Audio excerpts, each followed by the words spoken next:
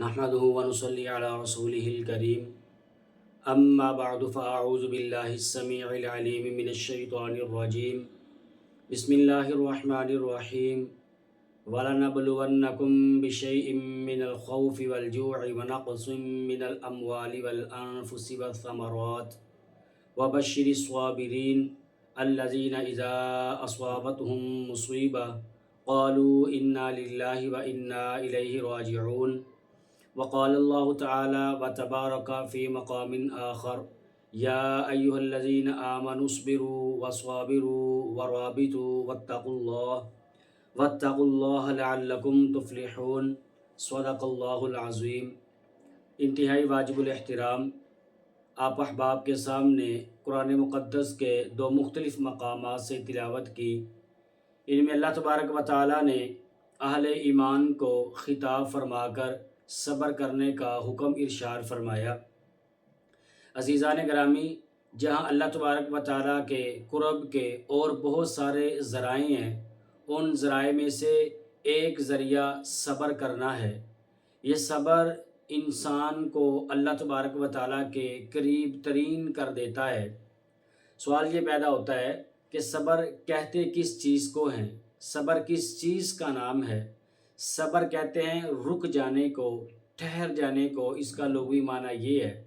اس کا شرعی اور اصطلاحی معنی یہ ہے کہ انسان کے اوپر جتنے بھی حالات آئیں، مصائب اور تکالیف آئیں، ان مصائب اور ان تکالیف کے اوپر انسان اپنی زبان سے اللہ تبارک و تعالیٰ کے گلے اور شکوے کرنے سے رکا رہے اور اپنے دیگر اعضاء سے کوئی خلاف شرعی کام نہ کرے۔ تمام خلاف شرعی کام سے انسان رکا رہے، اس رکے رہنے کو صبر کہا جاتا ہے۔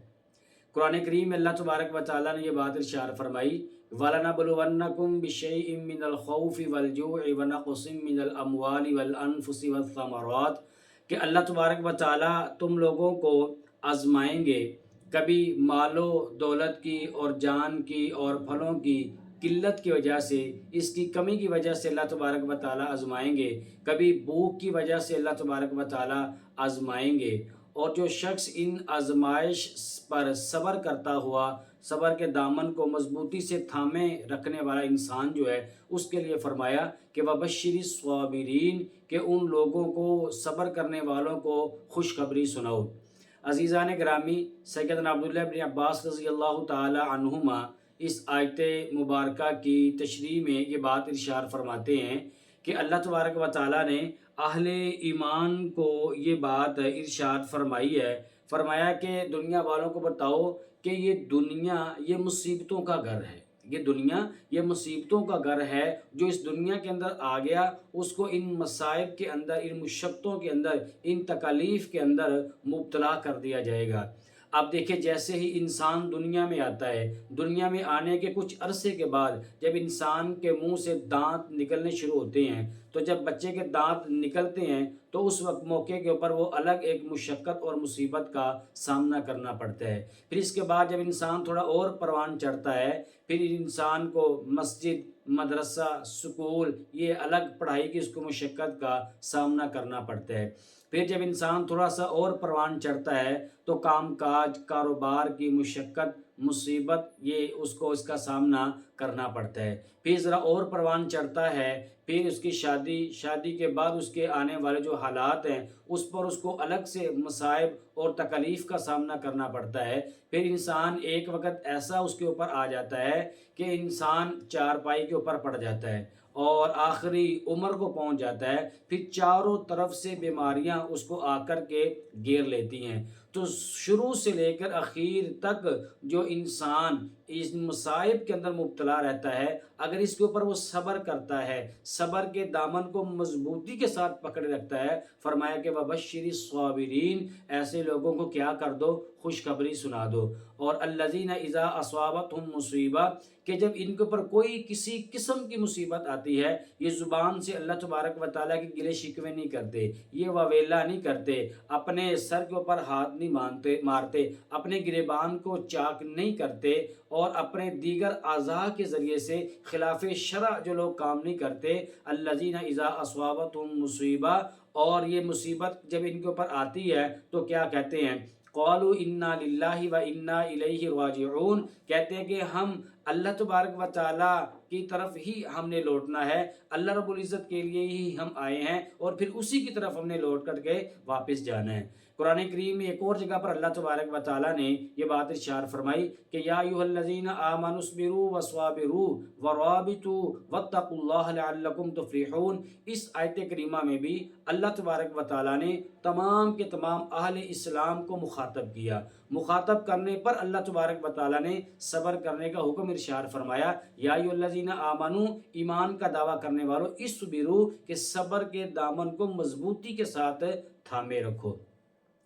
عزیزان گرامی، جو شخص صبر کے دامن کو مضبوطی کے ساتھ پکڑے رکھتا ہے، اللہ تبارک و تعالیٰ اس کو کیا اجر عطا فرماتے ہیں؟ فرمایا کہ یا ایھا الذین آمنوا استعینوا بالصبر والصلاۃ ان اللہ مع الصابرین۔ جو شخص نماز کے ذریعے سے اللہ تبارک و تعالیٰ سے مدد مانگتے ہیں، صبر کے ذریعے سے اللہ تبارک و تعالیٰ سے مدد مانگتے ہیں، صبر کرتے ہیں، ان کو اجر کیا ملتا ہے، کیا صلہ پک ملتا ہے؟ ان اللہ مع الصابرین، اللہ فرماتے ہیں کہ میں خود صبر کرنے والوں کے ساتھ ہوتا ہوں۔ کہیں اللہ پاک نے ان اللہ مع الصابرین فرمایا، کہیں اللہ پاک نے واللہ مع الصابرین فرمایا، اور کہیں اللہ تبارک و تعالیٰ نے واللہ یحب الصابرین فرمایا ہے کہ صبر کرنے والوں سے اللہ تبارک و تعالیٰ محبت فرماتے ہیں۔ صابرین کو اللہ تبارک و تعالیٰ اپنا محبوب بنا لیتے ہیں۔ کہیں پر اللہ پاک نے فرمایا کہ صبر کرنے والی عورتیں اور صبر کرنے والے جو مرد ہوتے ہیں، جہاں پر ان المسلمین والمسلمات والمؤمنین والمؤمنات، اس پوری آیات میں جہاں اللہ تبارک و تعالیٰ نے اور صفات کا ذکر فرمایا، وہاں پر والصابرین والصابرات بھی فرمایا ہے کہ صبر کرنے والے مرد اور صبر کرنے والی عورتوں کو اللہ تبارک و تعالیٰ اجر عظیم سے نوازتے ہیں۔ اعد اللہ لہم مغفرۃ واجرا عظیما، اللہ پاک فرماتے ہیں کہ ان کے لیے بہت بڑا اجر اللہ تبارک و تعالیٰ نے تیار فرما رکھا ہے۔ عزیزان گرامی، قرآن کریم میں ایک اور جگہ پر اللہ تبارک و تعالیٰ نے یہ بات ارشاد فرمائی ہے۔ اللہ پاک فرماتے ہیں کہ اولئک یجزون الغرفۃ بما صبروا، اللہ تبارک و تعالیٰ صبر کرنے والوں کو جنت کے اندر اعلی شان اللہ تبارک و تعالیٰ ان کو بالا خانے عطا فرمائیں گے۔ اور ایک جگہ پر اللہ تبارک و تعالیٰ نے یہ بھی بات ارشاد فرمائی کہ والعصر ان الانسان لفی خسر، اللہ پاک نے زمانے کی قسم اٹھائی ہے، ان الانسان لفی خسر، بے شک تمام کے تمام انسان یہ البتہ خسارے میں ہیں۔ باقی اللہ پاک نے کچھ لوگوں کا استثناء فرما دیا، الا الذین آمنوا، جو ایمان والے ہوں گے وہ خسارے میں نہیں ہوں گے، الا الذین آمنوا وعملوا الصالحات، ایمان کے ساتھ اعمال صالحہ کرنے والے، اور وتواصوا بالحق، آپس میں ایک دوسرے کو صبر کی تلقین کرنے والے، وتواصوا بالصبر، اور آپس میں ایک دوسرے کو صبر کی تلقین کرنے والے، یہ شخص جو ہے یہ خسارے کے اندر نہیں ہوں گے۔